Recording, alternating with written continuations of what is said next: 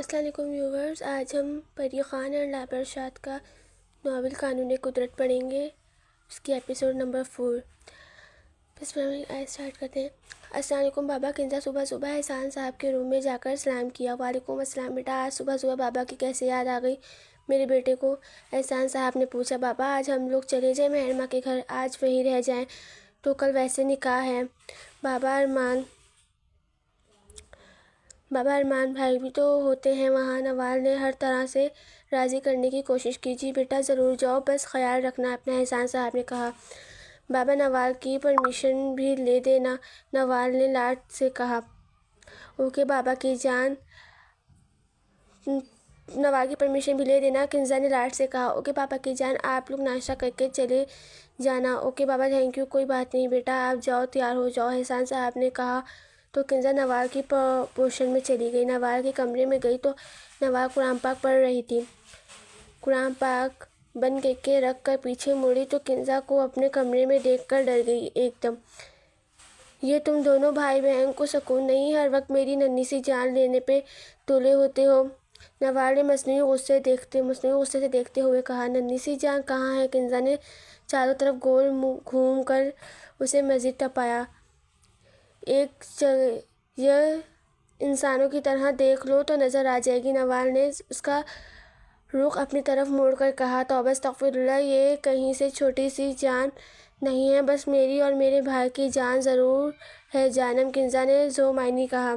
چل بھاگ، ویسے اتنی صبح کیسے آ گئی تم، وہ بھی ادھر؟ نوال نے حیرانگی سے پوچھا۔ ہاں یار، بابا سے اجازت لے کے آئی ہوں، ہم دونوں جا رہے ہیں مہرماں کے پاس اور آج رات وہیں رہیں گے، کنزا نے کہا۔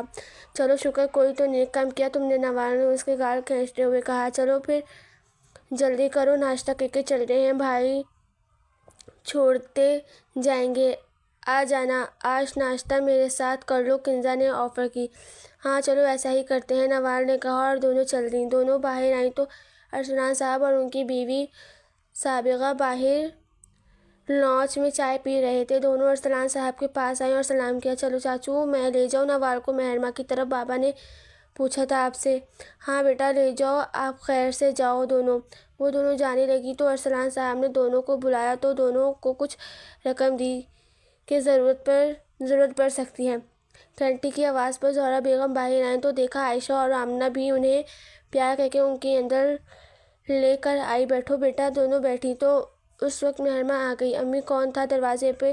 مگر عائشہ اور آمنہ کو دیکھ کر اس کے باقی الفاظ دم توڑ گئے اور بھاگ کر عائشہ کے گلے لگی۔ بہت عرصے بعد مل رہی تھیں۔ عائشہ سے ملنے کے بعد آمنہ سے ملی اور آپس میں باتیں کرنے لگیں۔ بچوں ناشتہ لے آؤں آپ لوگوں کے لیے؟ زہرا بیگم نے پوچھا۔ نہیں آنٹی، میں جا رہی ہوں اپنی جاب پہ، بس آمنہ کو چھوڑنے آئی تھی، میں لیٹ ہو رہی ہوں اور ناشتہ کر کے آئی تھی، بس اس کو اٹھا کے لے آئی ہوں، اس کو کروا دیجیے گا۔ عائشہ نے آمنہ کی طرف اشارہ کیا جو 2 گھنٹے کا سفر کرنے کے باوجود بھی اس کی نیند خراب نہیں ہوئی۔ چلو بیٹا جیسے آپ کی مرضی، مہرماں اور زہرا بیگم اسے گیٹ تک چھوڑنے آئی تھیں۔ مہرماں اور زہرا بیگم واپس آئیں تو آمنہ نے پوچھا۔ مہرماں آپی مائی کہاں ہیں؟ یار پٹاخہ کوئن، وہ سو رہی ہے اپنے کمرے میں، آپ آ جاؤ، میں چھوڑ آتی ہوں، آپ اس کو اٹھا دینا، مہرماں نے آمنہ کے گال پہ کس کی۔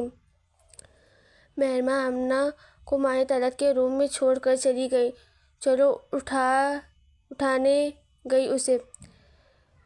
آمنہ نے دیکھا ماہی پورے بیڈ پہ مزے سے سوئی ہوئی تھی۔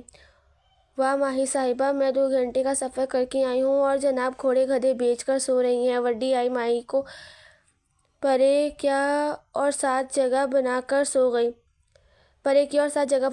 دیکھتے ہی دیکھتے نیند کی وادی میں چلی گئی۔ ماہی کے الارم کی آواز سے آنکھ کھولی تو جیسے ہی سائیڈ چینج کی پوری آمنہ کے اوپر چڑھ گئی۔ ماہی کو اپنے نیچے نرم چیز کا گمان ہوا، اٹھ کر دیکھا تو آمنہ سوئی ہوئی تھی، مگر مجال جو آمنہ کو فرق پڑا ہو۔ خیر واش روم جا کر تیاری کی، باہر آئی، آمنہ کو جگانے کی کوشش کی تو آمنہ ہلی بھی نہیں، اس کو یہیں چھوڑ کر باہر کا جائزہ لینے چلی گئی۔ زہر نصیب، آج تو ہماری نوال بھابھی آئی ہیں، وہ بھی اس پورشن میں بھاگ کھل گئے ہمارے، احد نے شرارتی انداز میں کہا۔ ہاں تو دیور جی، میرا بھی گھر ہے نا، اب اپنے گھر تو آنا ہی تھا، نوال نے ایک ادا سے کہا۔ جہاں یہ دونوں بھابھی دیور پلس کزن ہوں اور پنگے نہ کریں، یہ تو پھر ناممکن ہے۔ ہے میں مر جاواں، وہ بھی گھر کا کر زبان دیکھو، گز بھر کی لڑکی، بھائی ہوں تمہارا۔ بھائی کے سامنے مشرق کی لڑکیاں ایسی باتیں نہیں کرتی۔ ہائے، پر ابھی تھوڑی دیر پہلے کوئی بھابھی کہہ رہا تھا نوال اور شرم کر جائے، قیامت نہ آ جائے۔ ماما دیکھیں، نوال بھابھی کہہ رہی ہیں اپنی ساس سے خدمت کروانے آئی ہوں۔ احد نے اسما بیگم کو دیکھ کر پینترا بدلا۔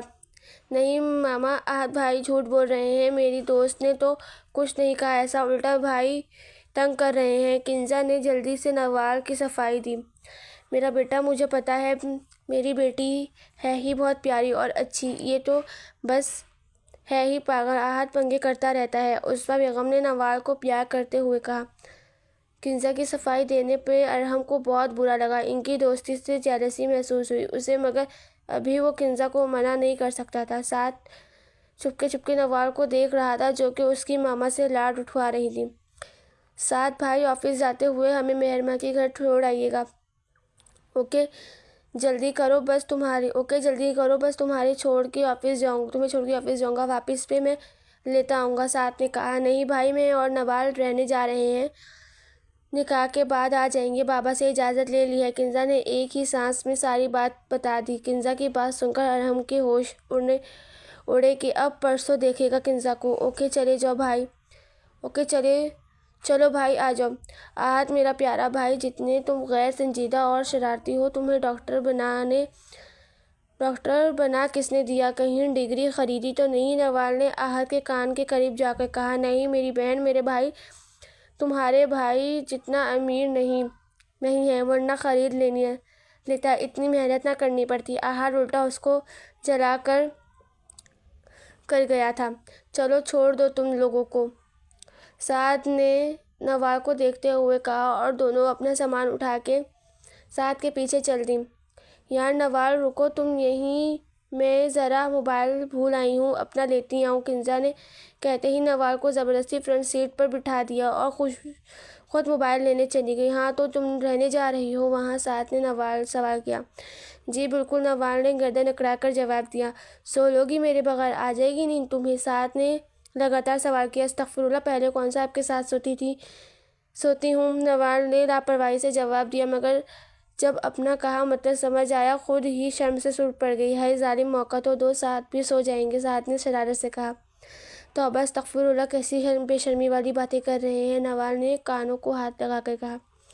ہاں سعد خانزادہ کا زندگی سے بھرپور کہکہ گونجا۔ ہنسنے مت، میں ناراض ہو جاؤں گی آپ سے، نوال نے رونے والا منہ بنا کر کہا۔ نہ ناراض مت ہونا، تم ناراض ہوئی تو میری جیب ہلکی ہو جائے گی تمہیں منانے کے چکر میں۔ سعد نے خوف سے، نوال نے افسوس سے دیکھا سعد کو، بس یہی خامی نظر آتی تھی سعد کے اندر۔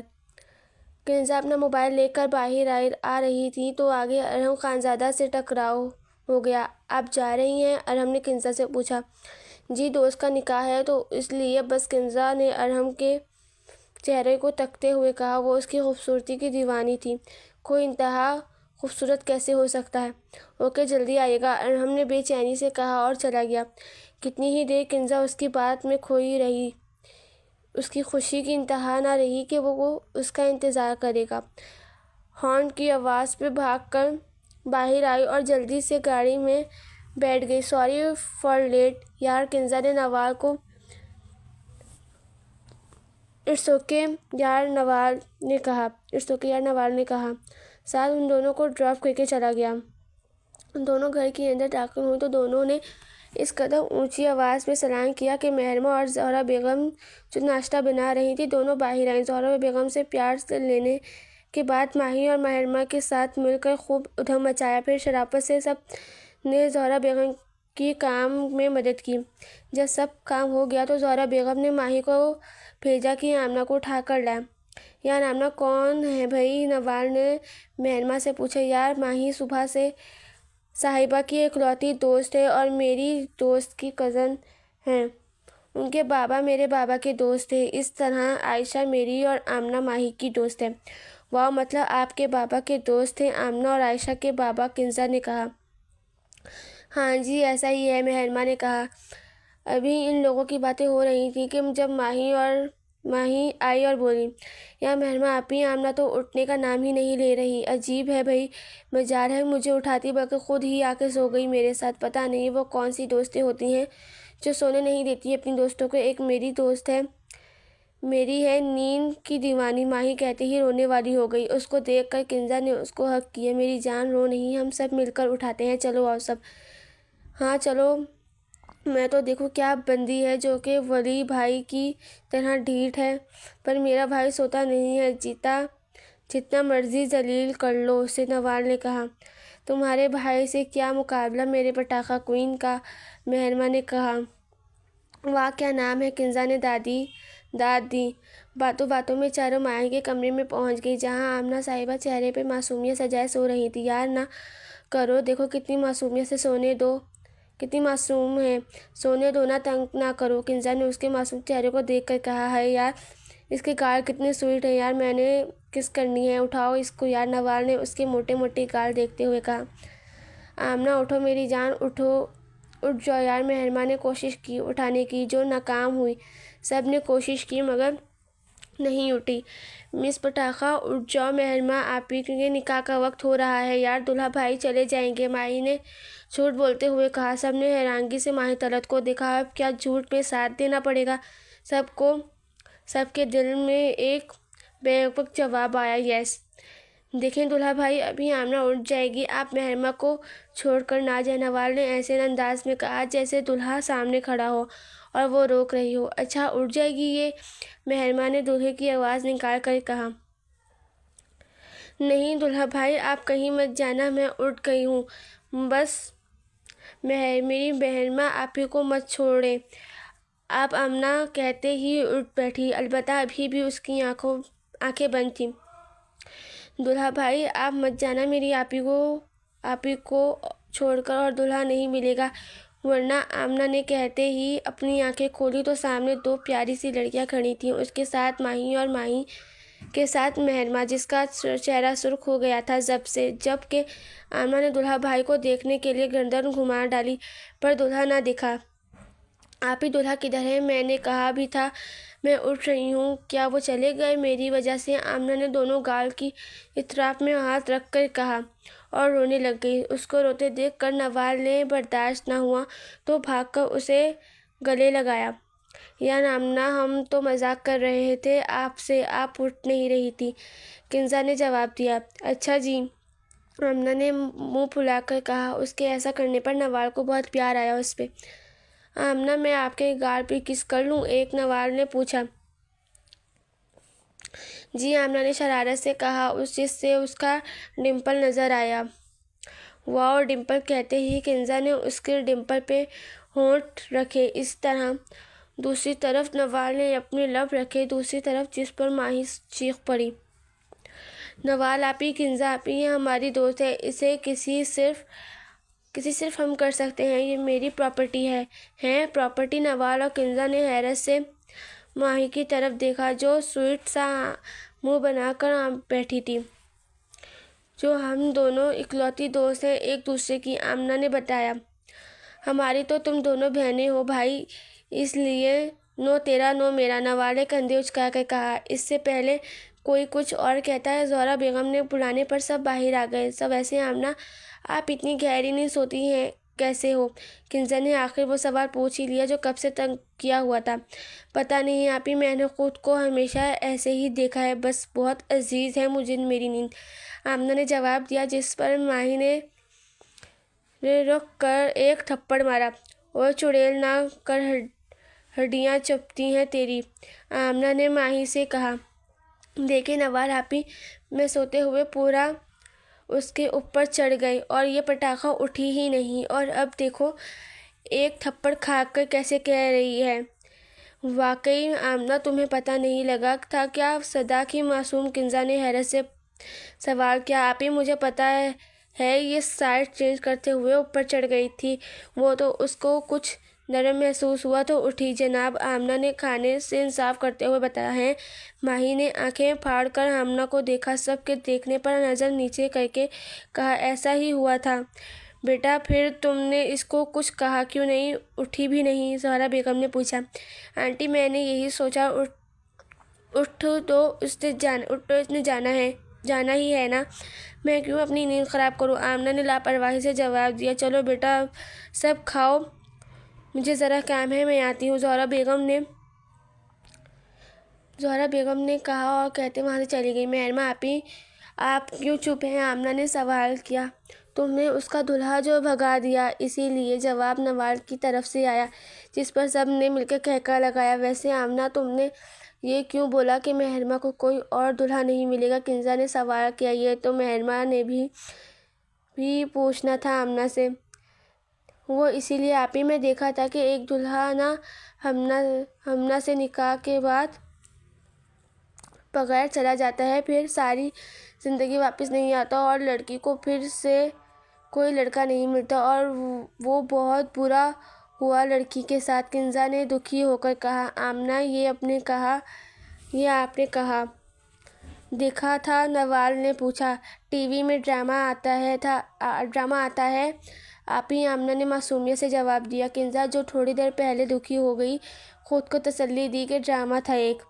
वैसे तुम दोनों कौन सी क्लास में हो? नवाल ने सवाल किया। आपी हम दोनों 8वीं में हैं, माही ने जवाब दिया। मेहरमा आपी आप नाराज़ हो मुझसे क्या? आमना ने सवाल किया। नहीं मेरी जान, मैं अपनी पटाखा क्वीन से नाराज़ नहीं हूँ। मेरा बच्चा चले, अब मैं अपनी दोस्त को लेकर जा रही हूँ। इतनी बातें मैंने नहीं की जितनी आप सब ने कर ली हैं। माही कहते ही आमना के हाथ पकड़ कर चल दी। वैसे मेहरमा तुम क्या सोच रही हो? किंजा ने मेहरमा से पूछा। यार सोच रही हूँ इन दोनों का एक ही स्कूल में दाखिला करवाने की बात करूँ आयशा से। हाँ ये भी ठीक है, दोनों एक ही साथ की दोस्त हैं और दोनों मासूम हैं बहुत, और ज़माना बहुत ख़राब है। दोनों साथ रहें तो अच्छी कंपनी में रहेंगी। नवाल ने कहा। हाँ सोच समझ कर फैसला कर लेना। किंजा ने कहा। हाँ चलो सोचते हैं कुछ, आओ चलो अंदर, तुम दोनों को निकाह की चीज़ें दिखाओ, खाला ने भेजी है। मेहरमा ने कहा खाला ने या खाला के बेटे ने? किंजा ने शरारत से कहा। वैसे मैंने सुना है जो लड़की बचपन में खाला की जान हो, बाद में खाला के बेटे की जान बन जाती है, ये सच है क्या? नवाल ने संजीदगी से पूछा। मुझे क्या पता, मेहरमा ने शर्माते हुए कहा। उसके इस तरह करने पर नवाल और किंजा का कहका गूंजा था। जारी है।